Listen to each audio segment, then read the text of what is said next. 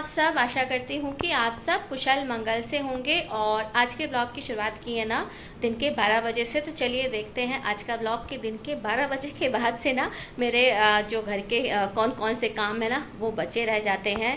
और इन कामों को ना किस तरीके से जो है समय पे निपटाती हूँ। और साथ ही साथ रूटीन के काम जो हैं वो तो है ही हैं, कुछ एक्स्ट्रा काम भी है ना मेरे किचन के पेंडिंग पड़े हुए हैं, तो उनको भी जो है कंप्लीट करूँगी। तो चलिए कामों की शुरुआत करने के साथ ही साथ ना आज का ब्लॉग भी यहीं से शुरू करते हैं। तो सबसे पहले ना अभी जो है जाऊँगी मैं कपड़े फैलाने, क्योंकि ये तो 12 बजे तक ना सारे ही काम लगभग कंप्लीट हो जाते हैं। केवल एक काम बचा रह जाता है, वो रहता है लंच बनाने का, फिर सबको लंच कराना और किचन समेटना। तो मेन तो यही काम होता है, लेकिन इन कामों के साथ ही साथ ना घर के बहुत सारे छोटे छोटे से पेंडिंग काम होते हैं, तो उनको भी ना मैं साथ ही साथ निपटाते चलते हूँ।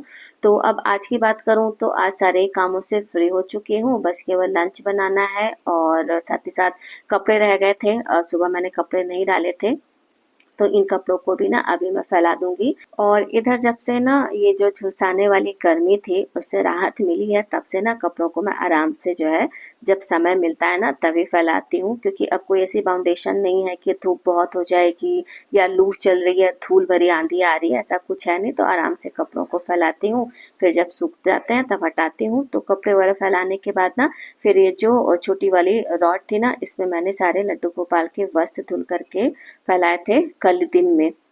तो ये सारे ही ना सूख गए हैं, तो अब इनको फिलहाल हटा करके मैं इसे इसी तरह से फोल्ड करके रख दूंगी। कल जब पूजा करूंगी ना तब उस समय जो है इनको अच्छे से व्यवस्थित करके रख दूंगी।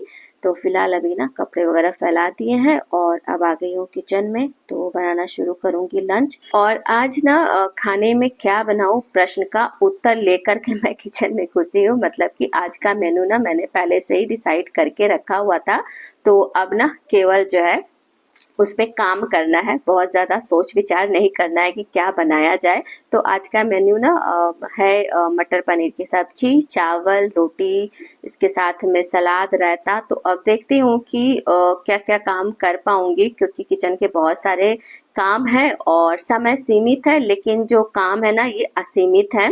तो फिलहाल तो अभी ना सबसे पहले मैंने चावल को 3-4 पानी धुल करके इसे रख दिया है पकने के लिए। और इसके बाद ना जा रही थी सब्जी की तैयारी करने, लेकिन समय देखा तो अभी समय था, मतलब लंच बनाने की बहुत ज़्यादा जल्दी नहीं थी। तो मैंने सोचा क्यों ना किचन के कुछ जो पेंडिंग काम है ना उनको कंप्लीट करने की शुरुआत कर दी जाए। तो शुरुआत जो है की है ये जो मलाई रखी हुई ना इसका मक्खन निकालने से। हालांकि ये कोशिश मैं कल रात से ही कर रही हूँ, लेकिन फिलहाल इसका जो है ना हाव भाव बिगड़ा हुआ है, मतलब काफ़ी मेहनत लगेगी हाथ से निकालने में।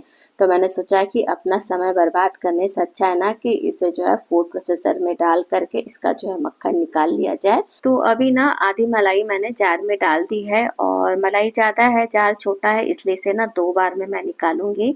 और मुश्किल से ना 5 से 7 मिनट के अंदर में ना इसमें से मक्खन निकल जाएगा। और अब आप लोगों को लग रहा होगा कि जब इसमें से आसानी से मक्खन निकल जाता है तो पहले क्यों नहीं इसका यूज़ किया। एक्चुअली में ऐसा नहीं है, हाथों से भी जब हम निकालते हैं ना मथ करके तब भी मक्खन अच्छे से निकल जाता है, लेकिन कभी कभी इसका जो है ना मूड बिगड़ा रहता है। तो जब मूड बिगड़ा रहता है ना तो इसका मूड सही करने के लिए मैं जो है फूड प्रोसेसर का यूज़ करती हूँ। देखिए कितने अच्छी तरह से सारा मक्खन जो है निकल गया है। तो इसका यूज़ जो है ना फूड प्रोसेसर का मैं जो है मलाई से मक्खन निकालने में भी कर लेती हूँ। तो जितनी देर में मक्खन निकला ना उतनी देर में चावल भी पक गया। तो एक साथ ना मेरे 2 काम हो गए और समय भी ज़्यादा जो है वेस्ट नहीं हुआ। तो ये 2 काम कंप्लीट करने के बाद ना अब समय है कि सब्जी की भी सारी तैयारी कर ली जाए। तो बस इसके लिए ना सबसे पहले तो मैं मसाले तैयार करूँगी। तो जार में ना अदरक, लहसुन, हरी मिर्च और टमाटर इन सबको पीस करके मैं पहले इसका पेस्ट बना लूँगी। तो अभी ना जब तक कुकिंग प्रेप्स हो रहे हैं तब तक मैं ना आप सबसे हमारी जो मेन प्रॉब्लम है ना खाने में क्या बनाऊं का सॉल्यूशन, इसके बारे में बात कर लेती हूँ। तो इसका बेस्ट सॉल्यूशन है ना कि आप एक मील प्लान तैयार कर लें, जैसे सुबह दोपहर शाम का, कि किस किस टाइम में क्या क्या चीज़ें बनानी है तो इस मील प्लान से ना काफ़ी हेल्प मिल जाती है, क्योंकि पहले से ही ना सारी चीज़ें डिसाइडेड रहती हैं कि किस टाइम में क्या बनना है। बस केवल मील प्लान को फॉलो करते हुए ना हमें कुकिंग करनी होती है, तो बिल्कुल ना स्ट्रेस फ्री कुकिंग होती है। और अगर मैं अपनी बात करूँ ना तो मैं पिछले कई सालों से मील प्लान फॉलो करती आ रही हूँ, मतलब मील प्लान के अकॉर्डिंग ही कुकिंग करती हूँ। लेकिन लास्ट सितंबर से ना थोड़ी सी जो लाइफ है वो डिस्टर्ब हुई, और उस डिस्टरबेंस की वजह से ना काफ़ी सारे रूटीन्स जो है ब्रेक हो गए हैं। और अब भगवान जाने कब सारे रूटीन्स जो है वापस से मैं फॉलो कर पाऊँगी, क्योंकि रूटीन बनाना और उसे फॉलो करना इतना मुश्किल नहीं है जितना कि ब्रेक रूटीन को दोबारा से फॉलो करना होता है। खैर, बातों ही बातों में बहुत सारे काम हो गए। तो सब्जी की सारी तैयारी करने के बाद ना इसे बस छौंकना है। तो छौंकने से पहले मैंने ना जीरा भून करके रख दिया है, क्योंकि जीरा पीसना है, जीरा पाउडर ख़त्म हो गया है। तो जब तक सब्जी बनेगी ना तब तक जीरा भी ठंडा हो जाएगा। और मटर पनीर की सब्जी है तो रेसिपी मैंने ना इसमें जो है प्रॉपर जो है शूट नहीं की है, क्योंकि कैमरा जो है बार बार गर्म होकर के बंद हो जा रहा था। पता नहीं हीटिंग प्रॉब्लम क्यों हो गई है मेरे फ़ोन में। मुझे लगता है कि ले जा कर के सर्विस स्टेशन पे दिखाना पड़ेगा, या तो मेमोरी वगैरह बहुत ज़्यादा फुल हो गई है, कुछ ना कुछ तो इशू ज़रूर हो गया है। तो फिलहाल इसके बाद ना कैमरा बंद कर दिया था, पूरी सब्जी वगैरह बना दी है, तो अभी सब्जी रेडी हो गई है। तो लगभग ना खाना आधा बन चुका है। और रायता बनाने के लिए ना बूंदी मैंने दही में भिगो करके रख दी है, बस इसमें जीरा डालना है और साथ में ही नमक। तो जीरा तो तब डालूंगी ना जब जीरा पीसूंगी, तो जब तक इतने सारे काम किए ना उतनी देर में जीरा भी ठंडा हो गया था। तो अब इसे मैं पीस लूंगी। और ये जो भुना जीरा पाउडर है ना, ये केवल खाने का स्वाद ही नहीं बढ़ाता है बल्कि हमारे ना सेहत के लिए भी काफ़ी फायदेमंद होता है। तो फिलहाल अभी इसे मैंने पीस लिया, और पीसने के बाद कंटेनर में भर करके रख दिया है। और उसके बाद जितना भी जीरा प्लेट में गिर गया था ना निकालते समय, उसे मैंने रायता में डाल दिया। तो एक ये भी काम खत्म हो गया। और अब अगला काम है ना गरम मसाला पीसने का। तो गरम मसाला भी ना मैं घर ही में पीसती हूँ, बाजार का जो पैकेट वाला मसाला आता है उसे मैं यूज़ नहीं करती हूँ, क्योंकि उसका स्वाद ही कुछ समझ में नहीं आता है। तो अभी फ़िलहाल ये मिक्स साबुत गरम मसाले का पैकेट मैंने खोला है ना, तो इसमें सारे ही गरम मसाले पड़े हुए हैं। कुछ चीज़ें मुझे इसमें कम लग रही थी, जैसे बड़ी इलायची, छोटी इलायची, और साथ ही तेज पत्ता नहीं था तो तेज पत्ता। तो ये सारी चीज़ें इसमें मैंने अलग से डाल दी हैं।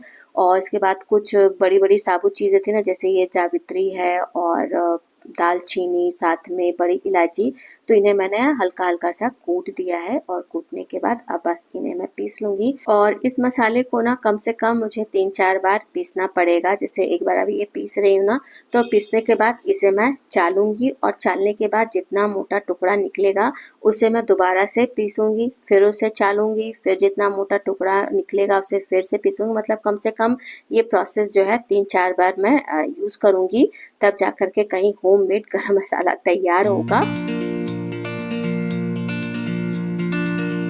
तो गरम मसाला पीसने के बाद ना इसे रख दिया था ठंडा होने के लिए, क्योंकि काफ़ी ज़्यादा गर्म था। और इसके बाद फिर मैंने ना सिंक में 2-4 बर्तन रखे हुए थे। बर्तन क्या, ये जो मिक्सी के जार वगैरह थे ना, इन्हें जो है मैंने सोचा लाओ धुल करके हटा करके रख दिया जाए। इसके बाद फिर जो है लंच का समय हो गया था, तो फिर सभी को जो है लंच वगैरह कराया। तो उस सब की ना मैंने कोई भी क्लिप नहीं बनाई है, बस केवल एक ये लंच की थाली आप सबके लिए लगा दी है। तो आप सब भी लंच कर लें। और लंच करने के बाद ना अब समय था कि फिर जो है पूरे किचन को समेटा जाए। तो फूड प्रोसेसर का जो जार वगैरह था ना, ये सभी मैं इसी डिशवॉशर में लगा दूंगी, तो अच्छे से साफ हो जाएगा।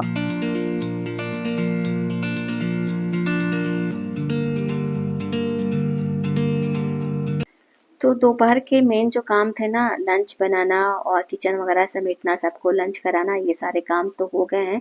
लेकिन अभी जो मिसलेनियस पेंडिंग काम है ना, वो नहीं ख़त्म हुए हैं, तो उन्हीं को अब जो है मैं पूरा करूँगी।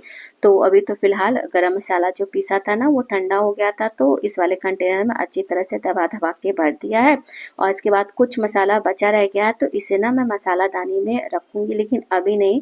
फ़िलहाल मसालादानी आज धुलूँगी, और सूख उग जाएगी ना तब कल इसमें जो है सारा मसाला वगैरह रखूँगी। इसके बाद ये दोनों जो सेरेमिक कंटेनर्स हैं ना, ये धुल करके मैंने रखे हुए थे, तो अब फिलहाल ये अच्छी तरह से सूख गए हैं। तब इसमें मैंने एक में विनेगर और एक में सोया सॉस निकाल करके रख दिया है। और इन दोनों कंटेनर्स में मैं यही रखती हूँ। और जहाँ पे इन कंटेनर्स को रखती हूँ ना, तो वो कैबिनेट भी मैंने लगे हाथ साफ़ कर दिया है। तो एक ये भी काम जो है कंप्लीट हो गया है, मतलब केवल कंटेनर ही नहीं कैबिनेट भी साफ हो गया है।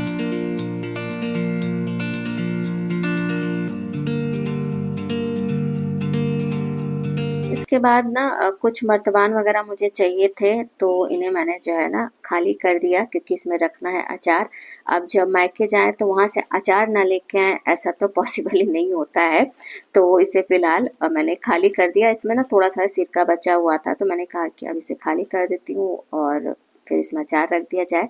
तो पूरा अचार तो नहीं आया, थोड़ा सा बचा रह गया है, तो जो बचा रह गया है इसे पहले हम लोग यूज़ कर लेंगे, इसके बाद मर्तबान वाला यूज़ करेंगे।